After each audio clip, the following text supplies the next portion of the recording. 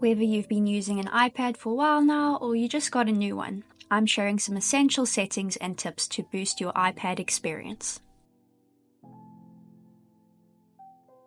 Hiya! Grab your iPad and let's get started. Okay, so we're going to start with our settings for the home screen and app library.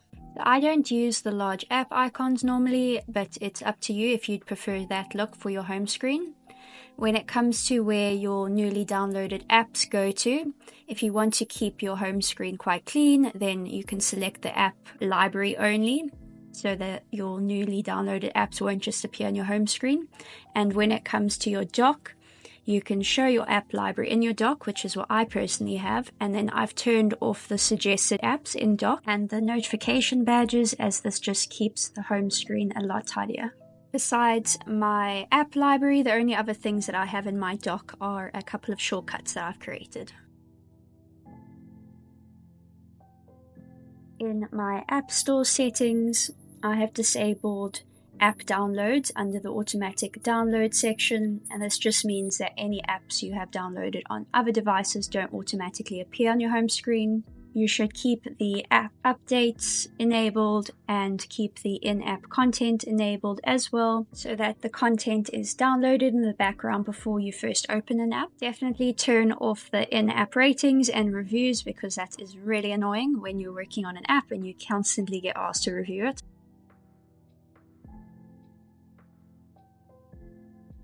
In the multitasking and gestures settings, make sure you enable split screen and slide over for efficient multitasking. And this is great for when you're in an app and you want to be able to view another app next to it.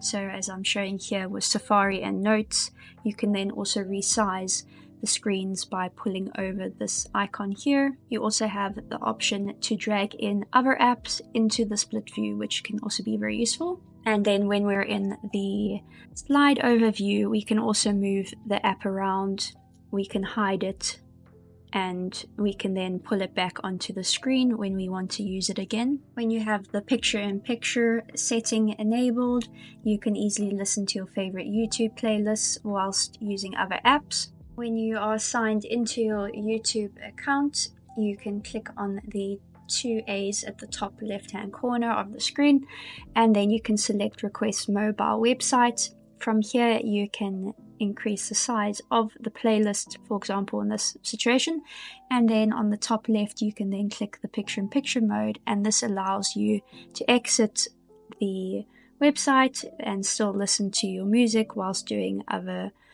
activities or using other apps. You can resize it by expanding it with your two fingers, and then when you pinch it back in, it will make it smaller, and this is just really useful for multitasking. You'll definitely want to toggle on the productivity gestures. Use 3 fingers and swipe from the right to the left, and it will undo anything that's been deleted, and then when you swipe in the other direction, it will redo it. You can swipe from one app to another with a 4-finger gesture swipe from left to right. You can then use 5-finger pinch gesture to go home, and you can show the app library quickly if you pinch in with 4 and 5 fingers and then swipe up. You can also enable the swipe finger from corner selection if you want to use this instead of using your Apple Pencil. So then when you swipe from the left bottom corner up, this will take a screenshot. And then when you swipe from the right bottom corner, this creates a quick note.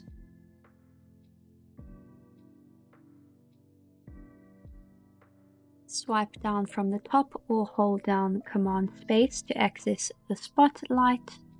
And from here, you can easily use this as your calculator. You can also use it for conversions, as well as using it for general search functions and also accessing shortcuts. You can switch to your different focus modes from the control center, and you can also access the audio output menu, where you can see and control all currently detected and accessible audio output devices. So this is great if you want to stop music from one device. And within the settings for the control center, you can also add whichever other controls are suitable for you. In the Apple Pencil settings, here you can turn on only draw with the Apple Pencil as well as scribble, where you can try out scribble if you haven't before. I'm going to go ahead and turn off the gestures using the finger swipe and rather have it enabled for my Apple Pencil. So therefore, when I swipe from the left, we have a screenshot, and the right we have a quick note, but except this time we're using an Apple Pencil. You can also create quick notes from within your Safari browser, and then you can easily access them and have URLs attached to them. You can also add a quick note with selected text, and then it will highlight it on that web page for you, which is great for referencing as a student. Scribble is obviously great for using within your GoodNotes planner, and you can also easily then convert your handwriting to text. You know that when you use your inbuilt keyboard, you can swipe down on the key to access the alternative symbols, and then when you pinch in your keyboard, you can make it smaller and expand it to make it bigger again. There are a few mail settings worth changing, such as your push mail, and this basically reduces the frequency at which your iPad will check for new mail, so I have this set to every 30 minutes. Then in the block sender options, make sure that move to trash is enabled. I've also found it useful to change the time in which I can undo a sent email. In the accessibility settings, you have the option to enable type to Siri.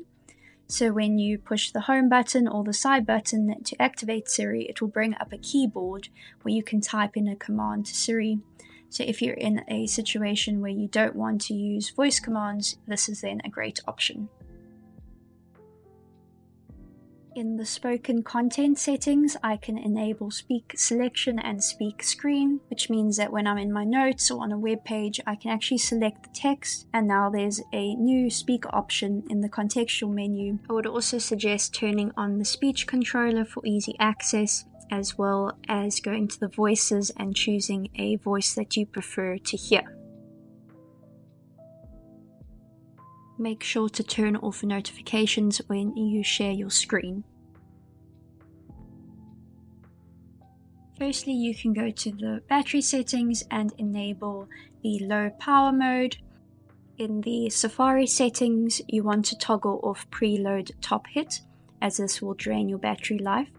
And then when we scroll to the bottom of the settings, you also have the option close tabs, and we will select after 1 month, as this will stop us from accumulating tons of open tabs. Now in the privacy and security settings, we're going to scroll down to the analytics and improvements, and we want to make sure that we disable the share iPad analytics. Okay, so now back at the top, we want to go into the location services and go into the apps and disable whichever apps do not require precise location. So generally you would keep precise location on for your mapping apps or your navigation apps in terms of getting Ubers and the like.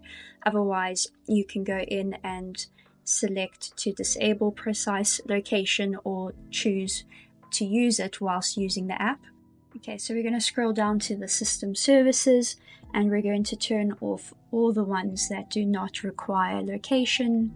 So unless you are traveling, there are certain ones that do not need to be constantly on and sharing location for. You can just follow along as I disable them. Obviously, what I have chosen is personalized to my setup. So if you do use the HomeKit, for example, you'll want to leave that on. And as I said, if you travel, there'll be certain ones that you want to leave on as well. So definitely do a bit of research into what works for you. Thank you so much for watching my video. If you have any further questions, feel free to drop them in the comments below. Don't forget to subscribe and like, and stay tuned for further productivity and digital planning videos. Okay, bye!